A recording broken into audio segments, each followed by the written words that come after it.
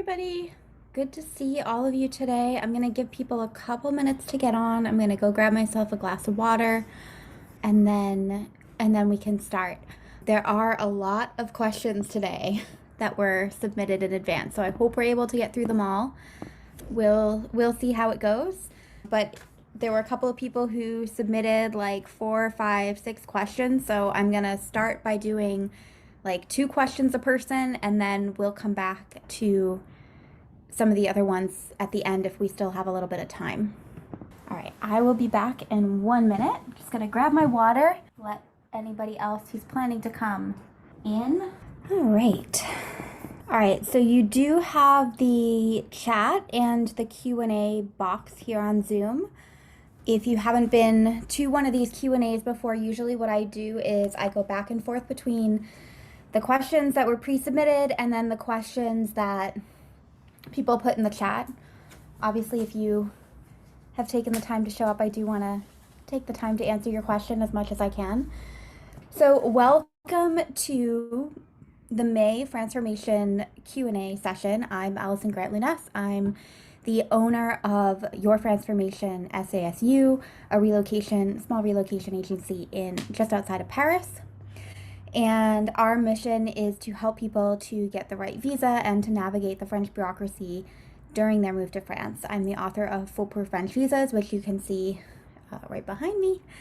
And we're in the 3rd edition of Foolproof French Visas, and it covers 27 different visa types and ways to move to France. So I'm going to share this video to Facebook as well so that people in the Americans in France group might be able to watch, and then we'll get started on answering some of your questions. So we're coming sort of to the end of the academic year already. So we started doing these Q&A sessions in September. There's going to be 2 more. There's going to be June 13th and July 11th. So for these 3, they're not the first Monday of the month because there are various holidays in May and June, and then there's the 4th of July. I'm actually going to be in the US for the one in July. We just booked our tickets the other day to go back and visit my family.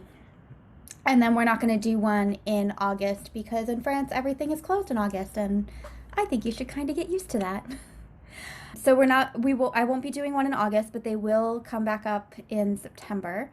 And we're also going to be adding next year, we're going to be adding special Q&A sessions for our clients. So there will be more opportunities for our clients to get help with some of the things that we don't normally do for them or that aren't normally included in our packages. We're going to have some more fun community sessions as well. So that'll be something to look forward to. And I'm looking to get some more events organized and to get people a bit more engaged in this online community. So that'll be something to look forward to in the next school year. All right, so let's just share this video to the Americans in France group, and then, all right. So the reason I started hosting these Q&A sessions is I really wanted to not only help the Americans in France community or the people who are planning on moving, but also to sort of get to know people a little bit better, to provide you with an opportunity to get to know me if you're thinking about working with us on your relocation to France. Now, one of the things that, obviously these are free, they're open to the public, everybody is welcome. There's absolutely you don't have to work in any capacity with us. There are plenty of other relocation agents and other professionals out there who can certainly help. But this is one of the ways that you can get to know me and to get to know my company. And then also, we do offer individual consultations. If you have a lot of questions, even if you're far out from your move, I can answer in a 1-hour paid consultation in which basically you get an hour of my time and we cover anything that you want to cover. And we can talk through a bunch of different scenarios and a bunch of different options. We can talk through your visa options, things like that. Once you're ready to work with us, once you're about 3 to 6 months out from your move and you are ready to begin the visa application process and you want to find out more about whether working with me and my company is right for you. We're not a good fit for everybody, but if you want to find out more, then I'm happy to schedule a free 30-minute call. And in that case, I want to hear about your plan, what you're looking for support with, and we can talk about the different options of working together. So in those free calls, we're not necessarily going to have time to get through all of your questions. They're not designed to answer every question that you have about moving to France. That would be for a paid call, but it's really more of an opportunity to see if our personalities match, if what we offer is a good fit for what you're looking for, and things like that. So without further ado, I'm going to go ahead and start looking at the questions. And I'm just going to pull up a Word document so that I can copy and paste. Just going to copy and paste all of your questions right into our blog post that will go with the recording of this video. So within the next couple of days, this video will be posted. All right, so this question is from John. So I'm wondering how and if I can get a student visa to study La Plume in France for a couple of years. La Plume isn't university, but is a field of study that has some respect and recognition. I don't know what La Plume is. It's an institute. The founder got an honorary doctorate in Paris for pioneering research, but I think as an organization, it's fairly informal. Unfortunately, if it's not an accredited academic institution, there is no getting a student visa for it. So I don't think that's going to be a big possibility. It says yoga, it's linked yoga spinefulness. So I assume it's some sort of like yoga, Pilates technique in that family.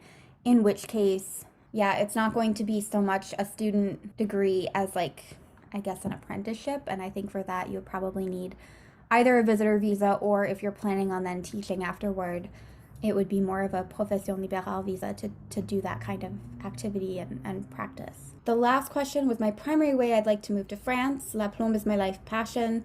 So even if I can't get a visa directly for it, I have a degree in economics, teach math at a high school. Other backup ways I could move to France: teaching English, teaching La Plume, teaching math, going to school to learn French, going to school to learn programming in France. It depends on what your primary source of income is. You can certainly try all of those things. Teaching high school specifically is going to be pretty much a no-go if you're not French and you don't have European nationality and you haven't passed any kind of concours. Then it's going to be difficult to get a sponsored job in France for that kind of activity. There are a couple of international like high schools that hire people without the concours. They're very competitive positions, so I'm not sure how realistic it is to get a job there and to get sponsored. I mean, I interviewed on the Profiles in Franceformation podcast a woman named Kayla Carpenzano. She is an English literature teacher at a school out in Lush, which is in the Loire Valley. The name of the school is escaping me. It's like the Saint-Denis International School or something like that, and they offer an international baccalaureate program. So listening to her episode about the different teaching jobs that she had before she was able to get that degree might be a good place to start. Other than that, I mean, there's certainly, if teaching a plomb and getting certified in it is what you're looking to do long term, then I would suggest that getting a profession libérale visa to get certified and then practice and give courses in that might be the way to go. Lynn, I'm coming to France on a 1-year academic sabbatical, but I'm not affiliated with any French institution. Would I be eligible to apply for French healthcare after 3 months, even though I'm only planning to stay for 1 year?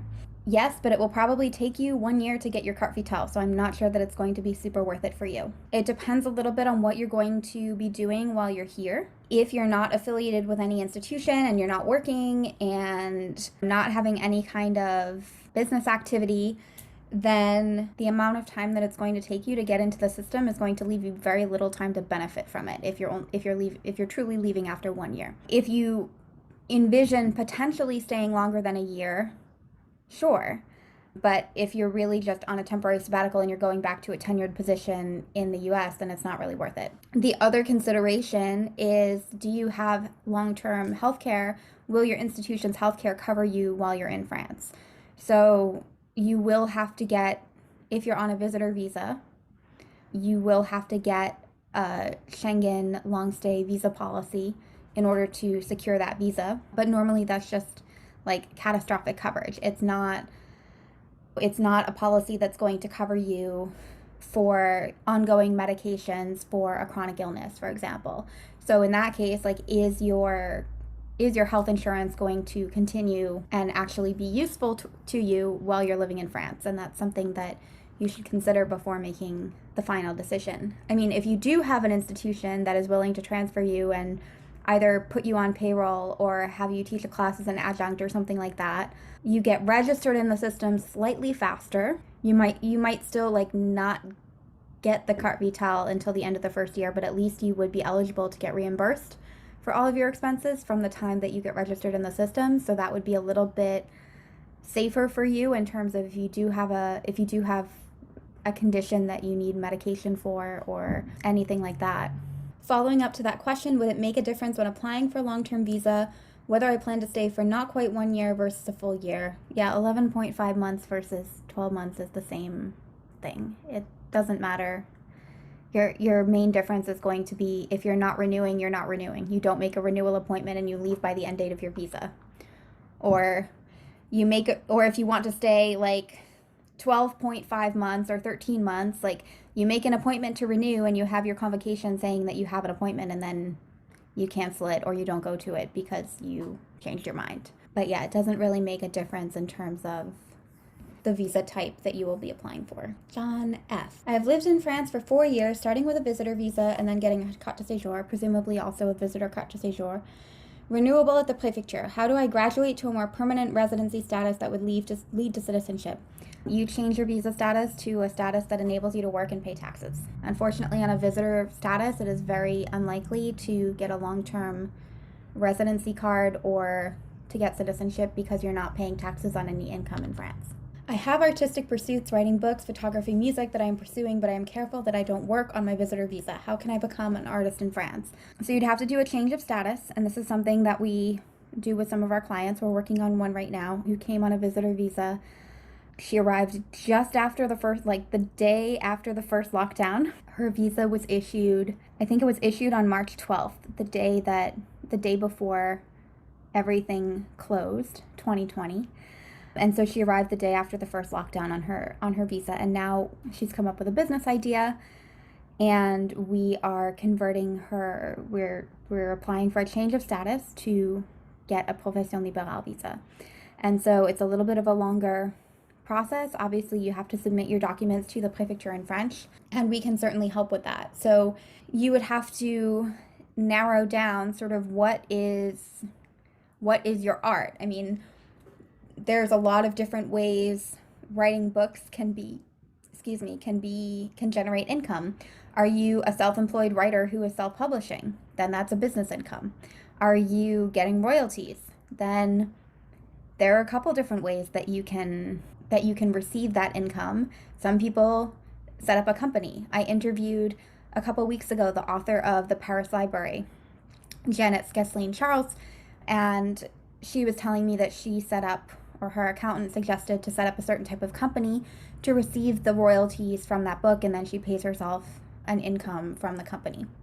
There's also like registering as an artist to get royalties with either the Maison des Artistes or Jessa, which have sort of been assimilated now. Music, are you teaching music? Are you hired by a music school? Are you performing? Are you like it depends, like there's about 12 different ways that you can report music income, and it sort of depends on how it's being generated. So what we would do is put together a project plan, in which case we explain the types of activities that you're doing and how each one is going to generate money in France. Now for the artist visa, they're not looking for a full minimum wage income. They're looking for 70% of minimum wage, which used to be 1,100, and I'm going to tell you how much it is right now. So minimum wage in France as of May 1st went up to about 1,645 euros per month. And so you're looking at 1,151 euros and 50 cents. So that's about how much money you would need to generate monthly from your artist activities in order to maintain an artist status. That's not enough for citizenship. For citizenship, they're looking at 1.5 times minimum wage which would put you in the ballpark of 24 to 2,500 euros per month. So if your goal is citizenship eventually, then we need a plan for you to do that and for you to build up income towards that amount. Jill asks, if you come to France on a visitor visa but want to open a JIT, should you actually come on a visitor visa? No, you should come. A JIT is a business. Short-term rental properties, short-term rental, seasonal rentals are a business. So if you have a JIT, if you have a chambre d'hôte, if you have seasonal rentals, then it's a business activity and you need a visa as such. And you need to register. Most JITs or chambre d'hôte are going to be auto-entrepreneur. Some are going to be something called, there are like 4 different categories of rental income. There's like professional versus non-professional, commercial versus non-commercial. I think you would be professional non-commercial with a JIT or a chambre d'hôte. But basically, there's lots of different ways to classify rental incomes, and it depends on the type of let. Seasonal furnished rentals are different from short-term, like by mobilité or anything that's above 90 days. And then those are different from a 12-month furnished lease, and that's different from a 3-year unfurnished lease, which is different from a 369 commercial lease. So there's lots of different options. That's not super my area of expertise, although I do regularly, I've had a couple of clients who have had rental as income as part of their business plan, but it's tricky. But yeah, short answer, yes, you need a visa that enables you to open a business and run it. 2, you also need the advice of an accountant, because not my wheelhouse. I can do the business plan, but somebody else has to do the taxes. Michael, after my visa is approved, how much time do I have to arrive in France? You need to put your departure date on your visa application. Your departure date needs to be within 90 days of your visa appointment date. And I mean, ideally, you're arriving in France relatively soon after your visa start date. You don't necessarily have to arrive on the date. If they give you March 15th, May 15th, and you arrive on like April 4th, then that's fine. If you get May 15th, sorry, I backwards my dates there. If you say March 15th and if you get a visa for March 15th and you arrive on April 4th, that's not a problem. If you get a visa for March 15th and you arrive on June 4th, then you might not even have enough time to do like your OFI validation within the 90 days, because you need a permanent address and things like that. I would like to know more about the internet quality in the Normandy area. France has very good internet quality all over. I was just in Normandy and had 0 internet problems anywhere. I didn't notice, but I wasn't doing Zoom all day, every day, like I do when I'm in Paris, where I have the best fiber optic I could get from Orange. It's a really local question, and it depends on, do you have a big stone house? Is your neighborhood wired for fiber optics and things like that? So unfortunately, like that's something that you'd have to talk to like individual estate agents with. You'd have to see what's available in your neighborhood. That's not really a question I can answer for you.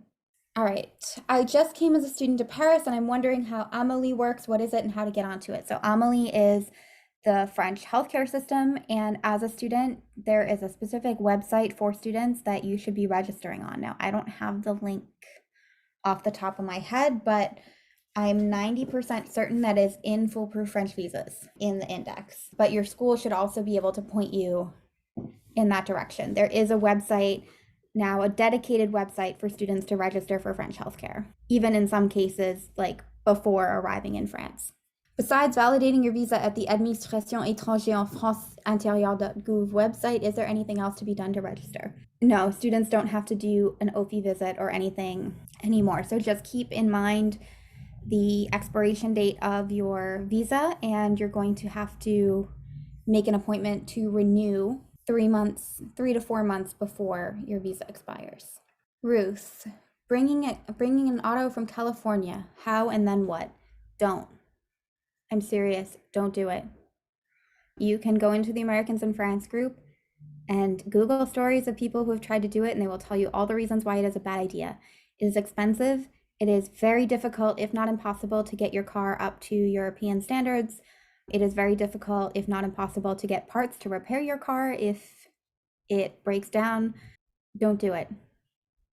It's not a good idea. Sell your car, get a car in France. Sorry to burst your bubble, but really it is not a thing that you should be spending time or energy trying to do. Age 70, what are the differences between this and say age 60 when it comes to language and testing requirements for the French driver's license? You can do the French driving test with an interpreter. Like, you don't have to do it in French if you don't want to, or are not, or don't have the language skills to be able to do that.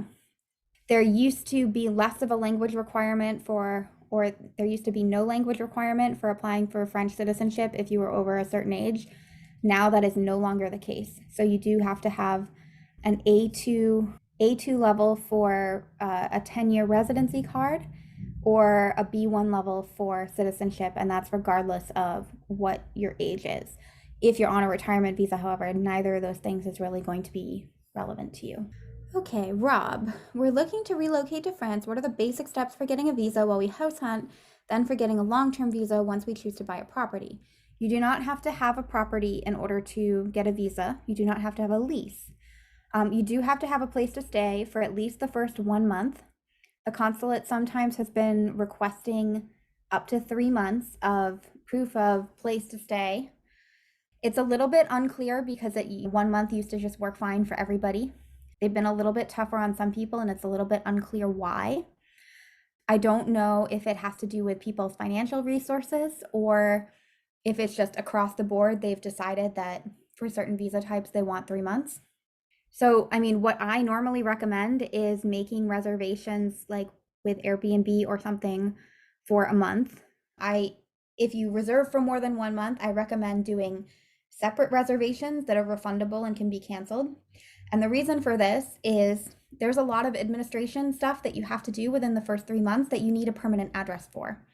And so if you end up in temporary Airbnbs and you can't use, for example, you don't have a utility bill and you don't have proof of residence, like you can't open a bank account and you can't validate your visa and you can't do a bunch of things that you have to do during those first 3 months.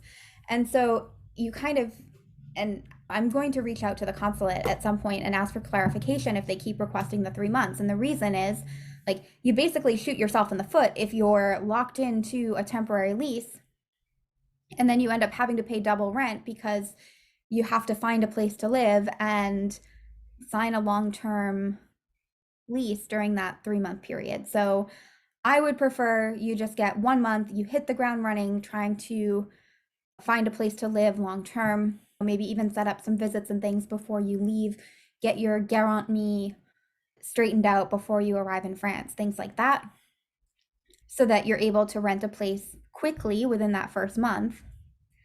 Kita, like, even going towards, like I said, making those reservations for the full 90 days, but then canceling part of it.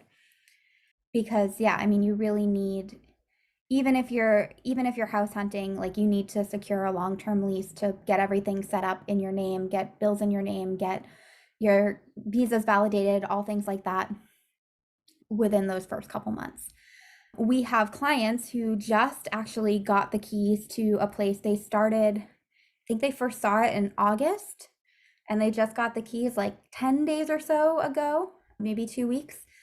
And when they initially got here, I told them all of this. They needed to find a long-term lease as soon as possible for the purposes of their carte de séjour and a lot of admin things. And they were like, well, we only want to sign a 3-month or a 4-month lease because we're going to buy the house. I'm like, no, you need to, like, you can give 1 month notice if you have a long-term furnished lease, but you need to plan that it's going to take more than a couple months.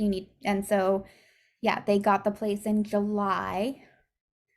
They got the keys to the new old house at the end of April, so 8 months. And they're going to have to do a couple months of renovations before they're actually ready to move in. So it's not even a question of getting the keys and moving in right away.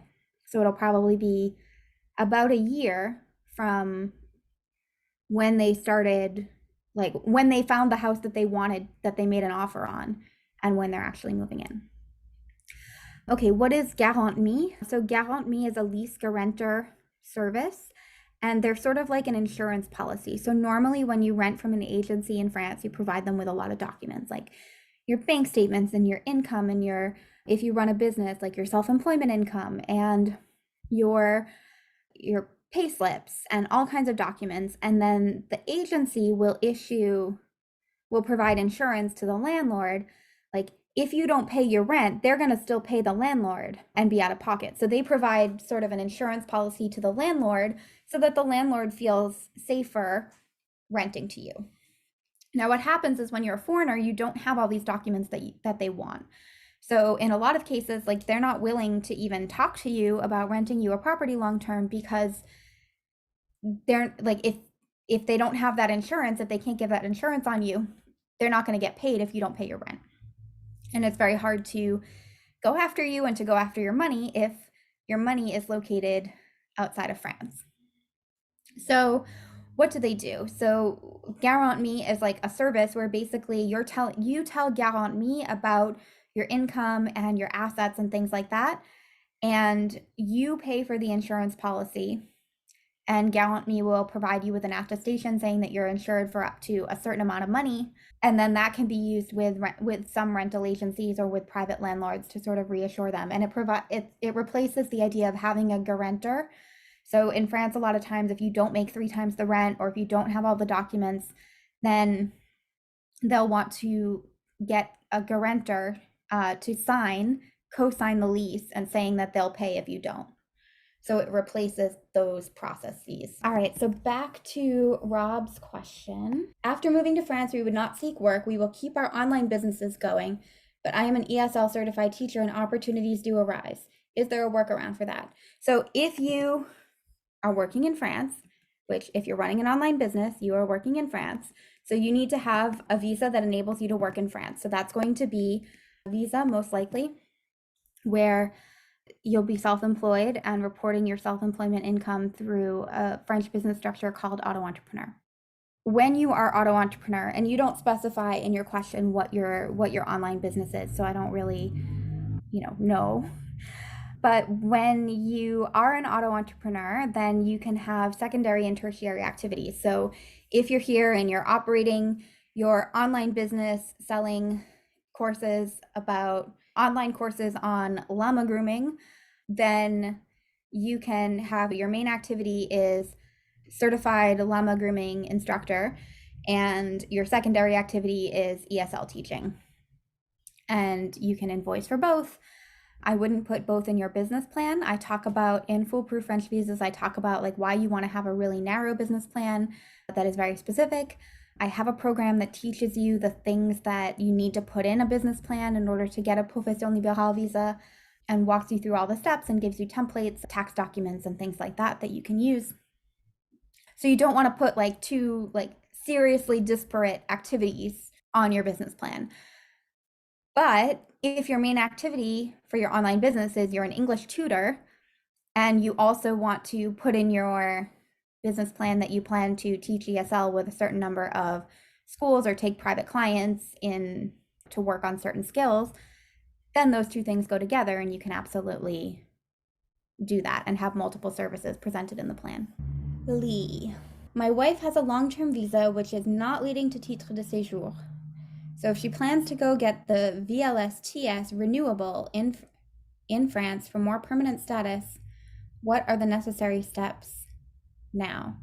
So I'm a little bit unclear. If she has a long séjour temporaire, then she needs to return to the US and apply for a new visitor visa, and to specify that she wants a renewable visa and why they should give it to her, basically. It hasn't been as common recently, but for a while, they were giving out these temporary visas to anybody who didn't specifically ask for a renewable long stay visitor visa. And so, as you mentioned, like the annoying thing is that you can't renew it in France, and you have to go you have to go back to your home country in order to get a new one. But if it's a renewable, if it's a long séjour, if it's a long séjour, visa long séjour, TS, valent titre de séjour, then you can make a renewal appointment 3 to 4 months before the visa expires. And then at that point, after the renewal, she will get a carte de séjour. So the first year you don't have a physical card. So it's not called a carte de séjour. It's just called your long stay visa is validated through the OFI process into what's called a titre de séjour. A titre de séjour is the same thing as a carte de séjour, except there's no physical plastic card. It's just a sticker in your passport plus the validation page from OFI. So I hope that answers your question. All right, Corin asks, is it possible to retire in France in a retirement village? Do they have those? So they have something called an EHPAD, which is kind of like a retirement home for elderly people, but it's very much like a care home.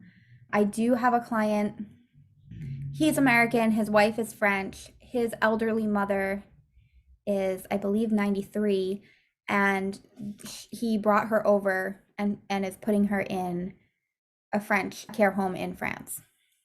In terms of if you just mean like a retirement community like they have in Florida, like my grandparents have a condo in Delray Beach in a place that's like 65 and over, there's nothing like that in France. It's considered age discrimination in renting. It's not really possible to do that here. So if you mean like a retirement care facility, then it's certainly possible to get into one of those. I'm not sure. His wife is a doctor, so she might have known people to help her get her mother-in-law, my client's mother, into this facility near where they're living. I don't know the details on how to go through that process, but she's definitely there, and she's on a long stay visitor visa. All right, Joe's question. We're a married couple living in the UK, one of whom has a British passport. Sorry, that doesn't do you any good anymore. And an Irish passport. We are selling and moving to France as early retirees. We're going to follow your plan of getting an Airbnb, then a long-term rental, so we can look for our dream home at leisure. As we will have the savings that exceed SMIC for a year, so SMIC is the French French minimum wage income, 1,645 euros per month. Can we apply for spouse carte de séjour appointment at the Centre de Réception des Étrangers as soon as we have gotten our long-term rental, or do we still have to wait 3 months for the EU citizen to establish residence, which takes the non-EU spouse beyond 90 days? So we've done this for our clients a couple times. We have one in progress right now for whom I am waiting up every Sunday until midnight to click on the appointments and try to get one. Haven't gotten one yet. So it depends a little bit on the prefecture, but what we want to do is we want to make your appointment as soon as you get the rental. So get the Airbnb for a month, hit the ground running to get a long-term stay as soon as possible. As soon as you have an address, we're going to make that appointment for you to go to get the carte de séjour. Whether or not the appointment is within the 90 days isn't as important as the fact that you're making the appointment like as soon as you can. And they take a little while to get. So the clients that I mentioned earlier who bought the house and it took them like 8 months, they got here in June, they found the apartment in July, and as soon as they signed the lease, we made the appointment at their local prefecture. They're not in Paris. And the appointment was for mid-October. These clients now that I'm working on, they got here in March, late March, and I've been trying for about 5 weeks now to get an appointment, and the appointments for her prefecture, like they're gone in less than a minute.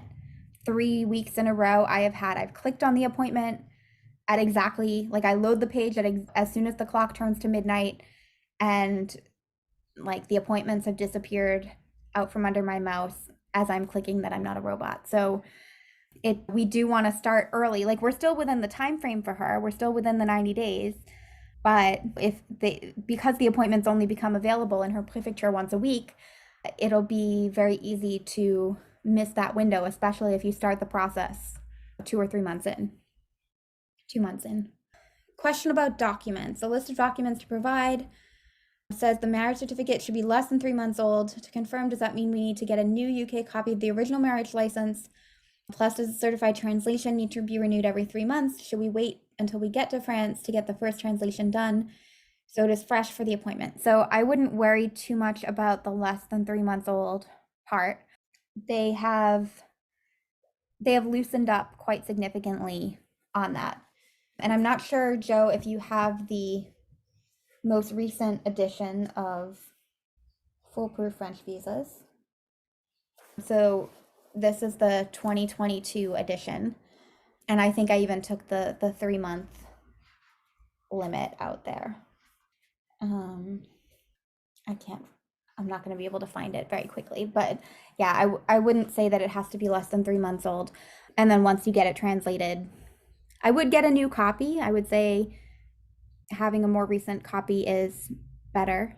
Oh, okay, that's why, because I was looking at page 188 and I was like, that's definitely not where I talk about that visa on this. Yeah, they've been a lot more lenient on the 3 months in most cases. So I wouldn't worry about it, but I would order a new copy anyway. The Irish passport holder was born in the UK to an Irish father, so she doesn't have a birth certificate from an EU country. Does that mean that the father's Irish birth certificate forms part of the documentation? No, it'll just be the passport. Because you don't necessarily have to be born with the nationality in order to have your spouse benefit from it. Eric, my wife and I will be moving to France soon. I'm a dual citizen. She is US, dual citizen with France. I know she can apply for a spousal visa, but do I need to do anything at all? The consulate told me I just need to move there, but I've never lived in France, and I'm wondering if I need to do anything advanced before my arrival. Okay, so the main thing that you need to consider is, are you registered on the Registre des Français à l'étranger? And did you register your marriage to your wife through the French consulate? So if you did those things, congratulations, she just has to apply for a visa. If you have not yet done those things, then what you have to do is, through your local French consulate, you have to submit a copy of a bunch of documents, including both of your birth certificates, a copy of your marriage license wherever you got married in the US, proof of residence, and a couple of other things. And you're going to need to send that to the consulate. Now, they're going to ship it off to the Service d'État Civil des Français à l'étranger, which is in Nantes, I visited there last week, but not that particular office. And they're going to register your marriage in France, and they will send you a livret de famille from the consulate, and they will also send you a transcription of your marriage into this Service d'État Civil in Nantes. Once you have those 2 documents, then she can apply for her long stay visa as the spouse of a French citizen. So if you haven't done that, then you need to do that first. Otherwise, if she submits the visa application without those documents, then they're not going to accept it. They're going to wait for you to do that. Now, it'll take about 6 to 8 weeks to get those 2 documents back once you send in the full packet to Washington. So I would recommend getting started on that now. Are they lenient with all the documents, even the French documents? No, they're lenient with the documents specifically for countries where birth certificates and things don't change. So they seem to have realized that it doesn't make sense to request a new birth certificate from a country like the US, where birth certificates are not updated with everything that you do in life. But French documents for use in France still need to be less than 3 months old. Oh, her question is for the next time. Melody, are you here? Do you want me to answer your question? Otherwise, I'll save it for June 13th like you requested. All right, Patricia, if I select a visa option for retirement, can that type of visa lead to getting residency without having to leave France to renew the visa? You do not have to leave France to renew the visa, but it is not going to lead to a 10-year residency card or a citizenship application. I know people who have been in France for 10 or 15 years on the long stay visitor visa and just keep renewing it every year. A couple of lucky ones eventually end up sometimes getting a longer term visitor visa, like a multi-year visitor visa card. But for now, it seems to be the exception. And you're not really entitled to any kind of residency with the visitor status. Would you recommend the Profession Libérale visa? My intention is to maintain clients in the USA and not necessarily find new ones in France. If you're in France and you're working in France. And so you need to have your business registered in France and declare your income in France. So yes, if you are going to be working with anybody, whether those people are in France or out of France or on the moon, then yeah, you need to have some kind of business structure and way to be billing them in France and invoicing and paying social charges and all of those good legally things that you're supposed to be doing. I recorded a quite extensive, I won't call it a rant. Not a rant. It's a podcast episode. We had a request from somebody by email to do podcast episodes on the different topics like retirement in France and business in France and things like that. So I'm going to do a short series. I don't have any interviews to edit right now. I have some interviews lined up, but I'm going to do a short season of episodes on topics like this. So the first one that's going to be released is working remotely in France, and explain why you can't do it the way you can't just show up with your laptop and a visitor visa and hang out. And it explains sort of the different visa implications and tax implications and potential consequences of doing it wrong, and how to do it the right way, basically. Erin asks, if you're registered as a profession libérale and paying social service fees, does that get one quicker into the healthcare system? Yes. So the way it works is if you do not have a professional activity, then we're going to send your application into Social Security after 3 months of you living in France. If you are registering an auto entrepreneur or profession libérale activity, we're going to check a box on your business registration that says that you have never been attributed a social security number and that you're not currently covered under the French healthcare system.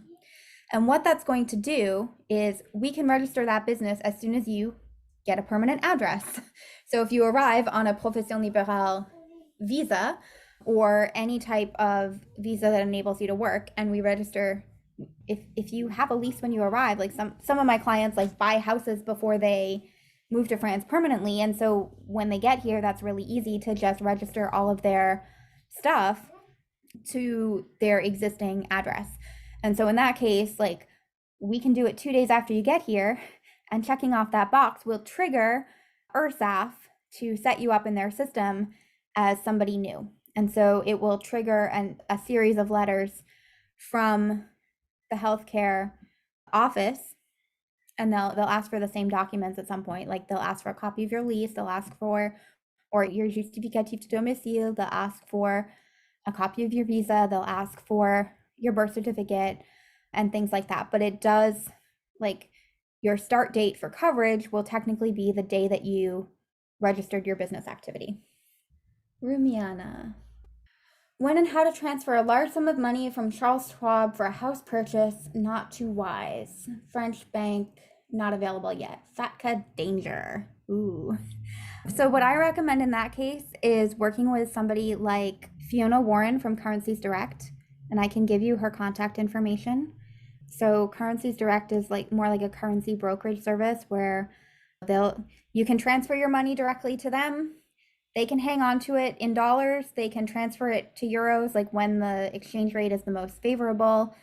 They do that sort of predictive stock market thing where they try to get you the best rate, and you can give them an order. Like, I know nothing about the stock market, right? So when the rate gets to a certain level, buy, or whatever, and they'll hang on to your money, and then you give them the order to transfer. They can transfer it directly to the notaire.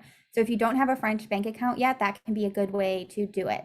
What the notaire is going to want from his end is he's going to want a paper trail of where the money came from. So normally that includes a bank statement showing where the money left in the US or outside of France. And then they'll want like the transfer order from from Currencies Direct.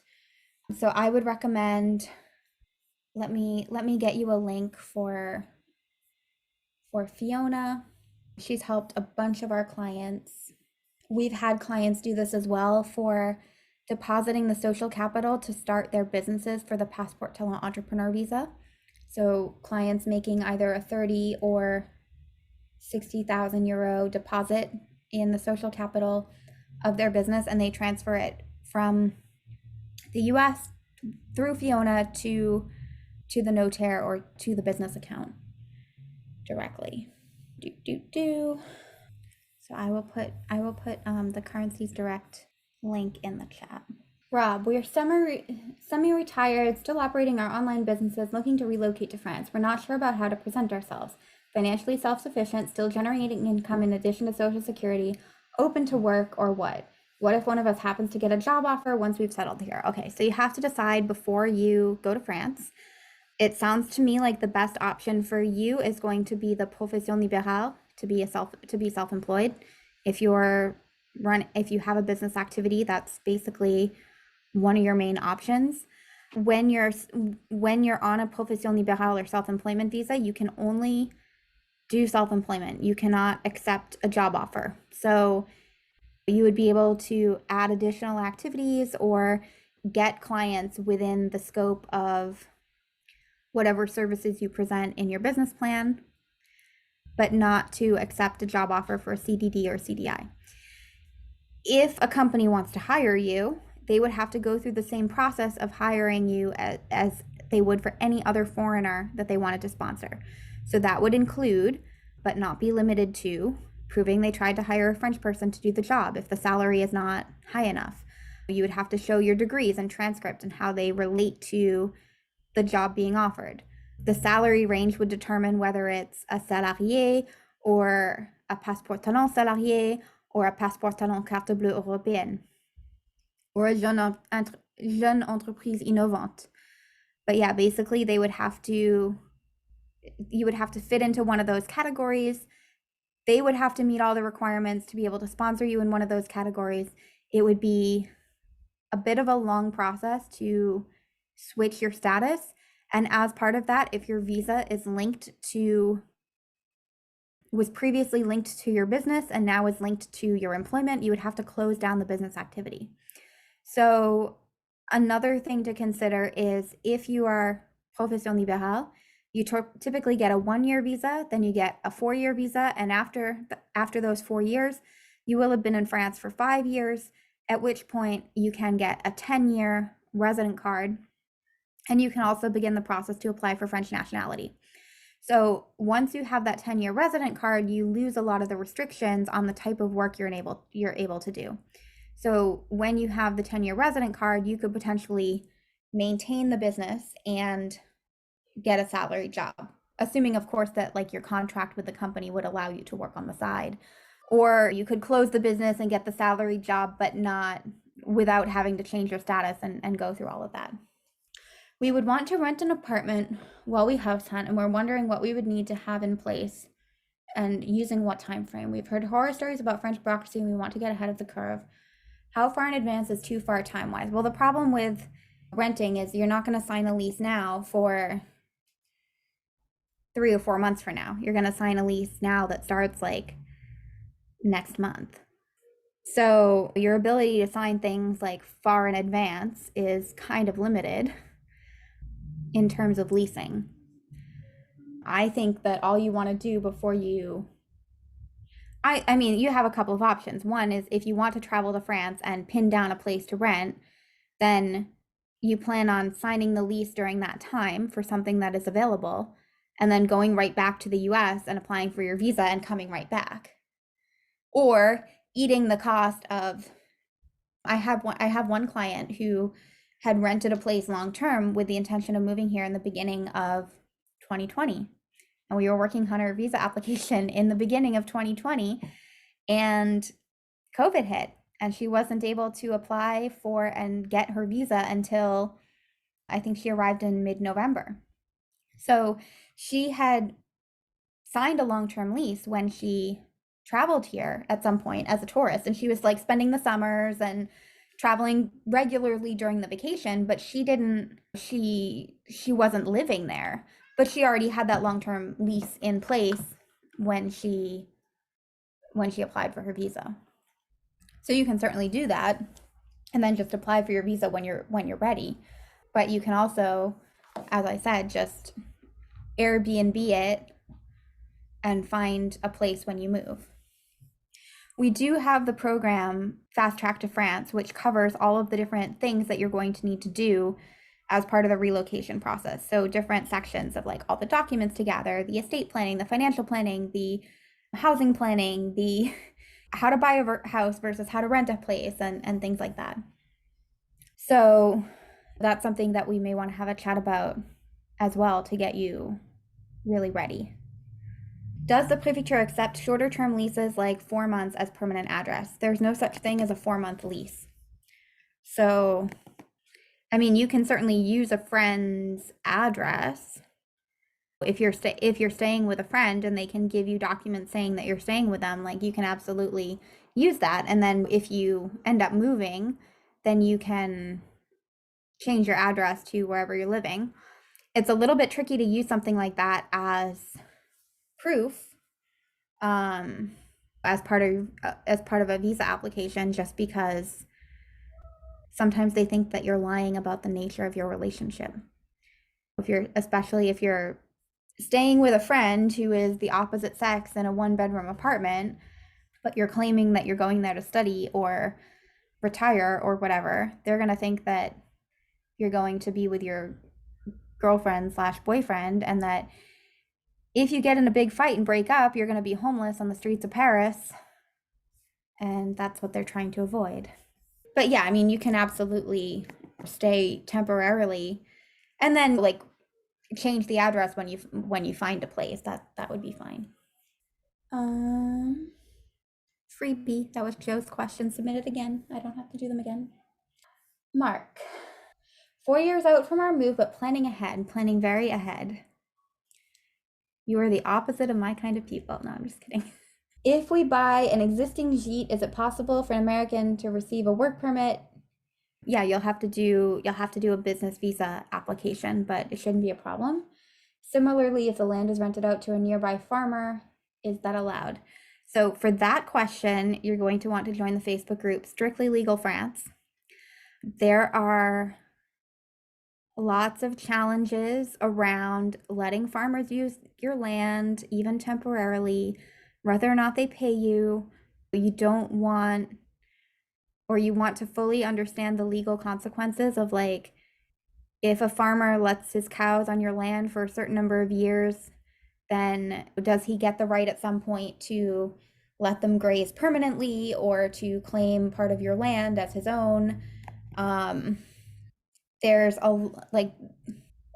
those are the main questions that seem to come up and actually get helpful answers in the Strictly Legal France group. Things about property boundaries and letting other people use your property or whatever. I would think that renting a part of your land to a farmer is not the same thing. It's not the same category of rental income as like running a JIT would be. It's more passive income. 3 adults moving to France, 2 will be applying for long-term visas as retirees. The third person will be only 55 and needs to work for 10 more years.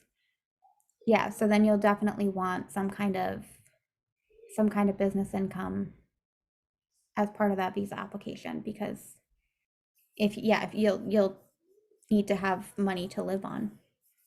It's not clear from your question what the relationship between the 3 people is, if it's like a sibling who might be 2 married and mother-in-law. Okay. Yeah, so it depends a little bit on like who is providing the financial resources for who. Like, you don't necessarily have to have you don't necessarily have to like have 3 times the French minimum wage per month in resources for 3 people, like if you're living in the same property and you own the property. But yeah, you do need to account for everybody having enough money to live off of. I'm gonna get you Fiona's email address too. Yeah, we can schedule an individual meeting, especially as you get closer. All right. We've got 6 more submissions on here, and we're already over time, but I'll see what I can do. Heather, I have accepted a place in a master's program last week and I'm waiting for Campus France to review and move forward, but I'm wondering about the timeline of next steps since housing platforms seem to require justificatif d'inscription, and I think you're not going to have inscription, you're going to have an acceptance letter, but you're not going to have an inscription until September. I'm not super up to date on the different student things to do anymore because I worked with students a little bit in the beginning, but I don't have many student clients. Yeah, I mean, this is something, Heather, that you're just going to have to ask in a Facebook group, I think. I don't know enough about how to advise you on student residences. I mean, you can try sending a screenshot of your acceptance, but until you actually like get the visa and like you arrive in France and do the enrollment once you get here. So I'm not sure how helpful it's going to be to just show that you've been accepted. Erin, can you talk more about what the prefecture is looking for with the changes to Profession Libérale? Do you have a list of the prefectures that are worst to get approvals versus the easiest? No? So there's no like there's 95 departments in France, in mainland France. There's no way for me to I don't have nearly enough clients to be able to compare one to the other, and it can even depend on like person to person who's reviewing your application. So that like you would need multiple associations of foreigners in France to even begin to compile something, and for most people it's just not going to be useful. Most people don't have the mobility to make a resource like that useful. In terms of what the prefecture is looking for, yeah, like the business plan needs to talk about what you do, how you're going to make money, any client contacts that you already have in France, under an understanding of what your expenses are going to be, of any restrictions on your activity. I was talking earlier today with a woman who is a therapist, and so we were talking about like the different classifications of like psychologist versus therapist versus sophrologue versus like a couple of other classifications. And depending on which way she goes and where her qualifications lie, she's going to have to get like credentials validated in France in order to be able to register and provide a copy of that attestation or validation with her business plan and visa application. So it kind of depends a little bit on what you're doing and showing that you understand like one, how to make your business viable, two, that you're focused and you're qualified to do your business and you know what you're doing, three, like what's the relationship to France, and four, that you understand like how to run that type of business in France. So the work that I do with my clients is we do a lot of coaching around the different aspects of the business plan, like who are going to be your clients, where can we find them, what are the rates in France versus what rates you might charge in the US or in another country. Are your clients going to be mostly from the US, from Europe, from France, like things like that. So that's something that we do in our calls as we talk through all of those different scenarios specific to your industry and like your skills.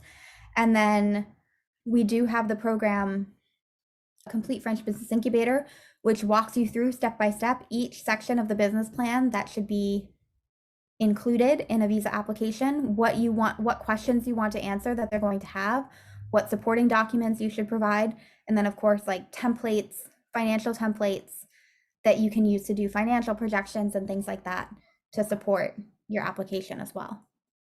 So if you're interested in learning more about that, we can certainly have a conversation, or I can send you the link to check out the program. But yeah, I mean, I wouldn't base your plan to live in a particular place around like what prefecture is the best. Theoretically, there's not supposed to be a difference. And the difference isn't necessarily what's better or worse in terms of approvals. The difference is more what's better or worse in terms of like getting an appointment or getting somebody on the phone if you need to ask a question. I would say in that case, you want to avoid Montpellier. You want to avoid Bobigny, which is mine, unfortunately. There are specific ones where like they seem to make it a lot harder and where there are more immigrants and fewer resources. But if you're not living in the 93, then okay, Kimberly. How do you demonstrate the economic viability of your project as an American licensed mental health therapist who would like to create a private practice in France? Okay, so business plan, financial projections, the things that I just talked about for the Complete French Business Incubator, where you're talking about like the different ways that you are going to generate income, an understanding of what your expenses are going to be, what your accounting is going to look like, that you understand like the principles of what you're going to need to know to set yourself up for business success in France. I mentioned that this woman I was talking to earlier is going to have her credentials validated. So there's like psychology or psychotherapy is a regulated profession in France, and so to use the title of psychologue, you have to register with the Order of Psychologists in France. And in order to do that, you're going to need to get like your transcripts and your diplomas translated, your thesis or like any research that you've done, and like provide a full application showing that you are competent to practice therapy. And then in that case, they'll take a couple of weeks to review your application, and they will issue or not a certification that you can then use to register as a psychologist or a psychotherapist in France. If you have the credentials for it, I would highly encourage you to do that because it's going to provide a lot of weight to your application. But you'll still have to do the same things in terms of like writing a business plan, doing the financial projections, showing if you have the opportunity to work with different people or organizations in France as well. We have an 8-year-old. Does she need a visa to go to a private school in France that we will be paying for? So she will need a visa as like a minor attached to your application, a minor visitor visa. And then that visa is going to enable her to get a document called a DCEM, so a document de circulation pour étrangers mineurs, and that's going to be the equivalent of her carte de séjour that proves that she lives in France. So you're going to be able to register her for school like with your own visa and her passport and her birth certificate and her vaccination record and all of the documents that you normally provide. School in France, like you don't actually have to have papers to register your kids for school. So if you're a Syrian refugee or whatever and you don't currently have papers, like you can still register your kids to attend the local school where you live. So that's not a problem. But the school registration will then allow you to get the document de circulation pour étrangers mineurs, which shows that she is a resident in France. All right.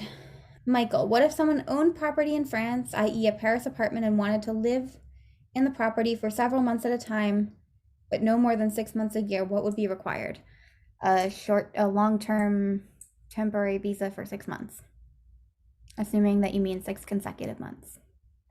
All right, Michael, you submitted about like a bunch of questions, so I'm gonna see if they're quick ones to answer. How hard is the driving test for a French license? Can I have someone with me to translate? Yes, you can have someone with you to translate. Yes, it's hard. I'm in the process right now. I've started and stopped it like a couple times during COVID, and I registered for the test once and then I missed it by one question. There's a lot of very specific French vocabulary that you have to learn. So if you're not good at French, you want to do it with a translator. How long is it to process the visitor visa from submission to receiving the visa stamp? Should be only 1 to 2 weeks, but apparently VFS has been warning people that it's a month as of right now in the summer. I don't know how true that is because I haven't had visitor visa submissions recently. They've been all business visa submissions, so I can't speak to that, but normally I recommend like a maximum, like leaving a maximum of 1 month between visa application submission and departure date. Michael, no, I would be living there for several months at a time, but not more than 6 months a year. Okay, so then you just need to respect the 90 out of 180 day rule.